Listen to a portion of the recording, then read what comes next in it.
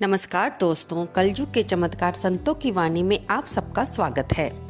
दोस्तों, हम अपने चैनल पर आपके द्वारा दिए गए प्रश्नों के उत्तर भी लाते रहते हैं और बीच बीच में धार्मिक कहानियाँ सुनाते हैं जो हमारे पुराणों से संबंधित हैं। भगवान के, माता के अलग अलग स्वरूपों का कैसे महत्व है, कैसे उनका प्रागट्य हुआ बताते हैं और साथ में आपको कई बार मोटिवेशनल स्टोरीज भी सुनाते हैं जो कि आजकल के बच्चों को प्रेरणा देती हैं कि हमें मुसीबत के समय में कभी भी हिम्मत का साथ नहीं खोना चाहिए।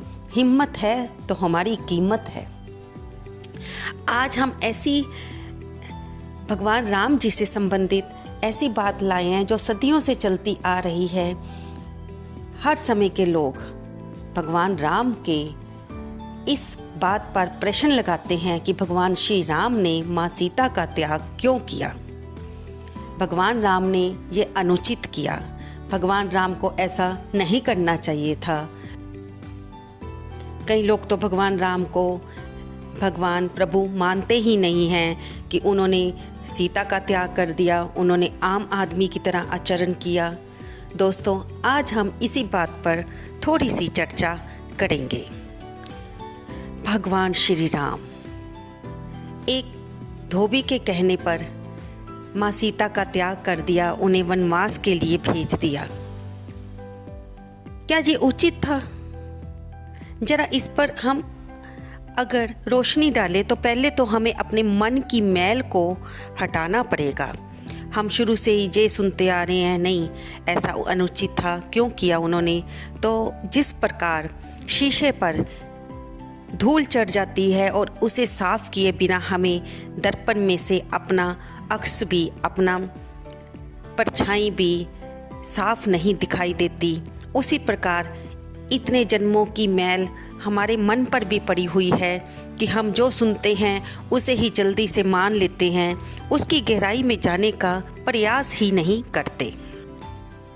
फिर हमें जो बताया जाता है हम उसे मन की गहराइयों से सोचने के बिना ही उसे स्वीकार कर लेते हैं। जी हाँ, ऐसा ही होगा। और फिर कलयुग का असर कि हम उस बात को समझने की कोशिश ही नहीं करते बल्कि उस पर और आक्षेप लगाने लग जाते हैं। आज हम इसी बात पर चर्चा कर रहे हैं। संत कहते हैं कि भगवान श्री राम ने, जिस प्रभु ने, जो कि मर्यादा पुरुषोत्तम थे और जो खुद धर्म का अवतार थे, वो अधर्म को कैसे अपना सकते हैं। अपनी पत्नी को छोड़ना तो अधर्म है ना, लेकिन फिर भी उन्होंने धोबी को कहने पर माँ सीता को वनवास के लिए भेज दिया जबकि वो गर्भवती थी। दोस्तों, ये तो बातें बार बार रामायण में आती हैं जहाँ हम लोग चर्चा करते हैं, लेकिन क्या कोई इस बारे में जानता है कि उसी धोबी ने बाद में भगवान राम के पास आकर अपनी इस भूल के लिए कितना पश्चाताप किया, कितने आंसू बहाए, ये कहीं पर भी नहीं बताया जाता। ये वही राम है ना जिन्होंने माँ सीता को जब रावण हरण करके ले गया तो प्रभु श्री राम ने जंगल जंगल भटकते हुए एक मानव की जोनी में जन्म लेकर राक्षस रावण को, राक्षस बाली को मारा।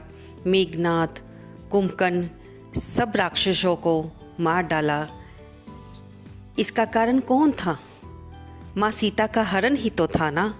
ना माँ सीता का हरण होता, ना प्रभु श्री राम रावण का वध करने जाते।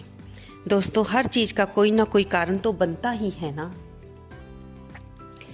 फिर भगवान राम और सीता जब अयोध्या में आए तो भगवान के मन में, जब माँ सीता गर्भवती हुई तो उनके मन में कहीं ना कहीं ये विचार था कि मेरे पुत्र, भगवान तो अंतर्यामी थे ना, कि मेरे जो भी संतान हो वो भगवान वाल्मीकि के आश्रम में पले ताकि बच्चों को सही संस्कार, सही युद्ध के गुण और निपुणता प्राप्त हो।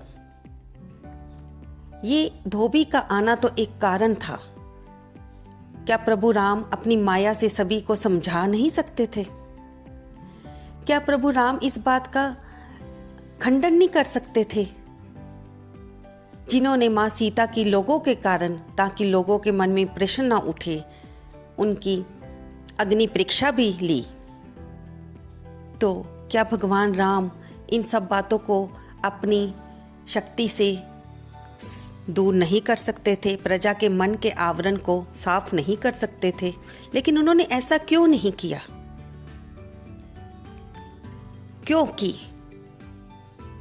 प्रभु राम दुनिया को ये बताना चाहते थे कि जो राजा धर्म के अनुसार न्याय करता है, वो अपनी प्रजा को पालने के लिए अपनी किसी भी चीज़ का, अपनी सुख सुविधा का प्रतिकार कर सकता है, उसे छोड़ सकता है, और जहाँ तक कि वो अपनी पत्नी को भी त्याग सकते हैं। यहाँ तो किसी का नहीं उल्लेख आता कि भगवान राम ने तो अपने एक पिता के वचन के पालन के लिए अयोध्या का भी, इतने बड़े राजपाट का भी त्याग कर दिया था। उन्हें तो किसी चीज़ का लालच नहीं था। और फिर जब उन्होंने अश्वमेध यज्ञ किया, तब भी अपने पास माँ सीता की प्रतिमा को बिठाया। उस समय तो लोग 100 रानियाँ या 100 से ज़्यादा रानियाँ भी रखते थे, लेकिन प्रभु तो एक पत्नीधारी और मर्यादा पुरुषोत्तम थे। ये बात लोगों की समझ में क्यों नहीं आती? कहते हैं ना, जो खुद गुणी ना हो वो दूसरों से द्वेष की भावना से उनके ऊपर कीचड़ उछालने का काम करते हैं, और जिनका काम कीचड़ उछालना है उनको जितना मर्जी समझा लो, वो तो कीचड़ उछालेंगे ही उछालेंगे। हमें अपने आप को देखना है कि हमारी बुद्धि, हमारी मानसिकता कहाँ पर ठहरती है।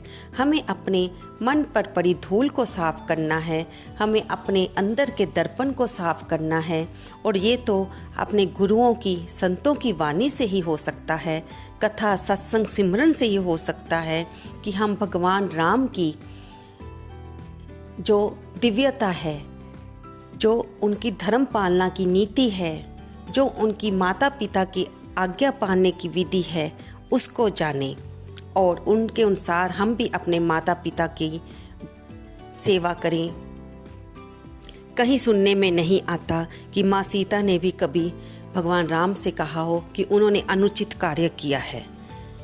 कहीं सुनने में नहीं आता कि जो भगवान राम के कुलगुरु थे, जो माताएं थीं, उन्होंने भगवान राम को रोका हो,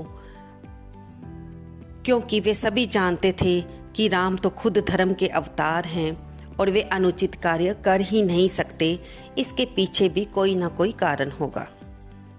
दोस्तों, हमें बस अपने आप को बदलना है, अपनी मानसिकता को बदलना है, ताकि हम भी धर्म की पथ पर चलते हुए अपनी भक्ति मार्ग में अपना विकास कर सकें, और इसके लिए अपने गुरुओं की वाणी को सुनते रहिए।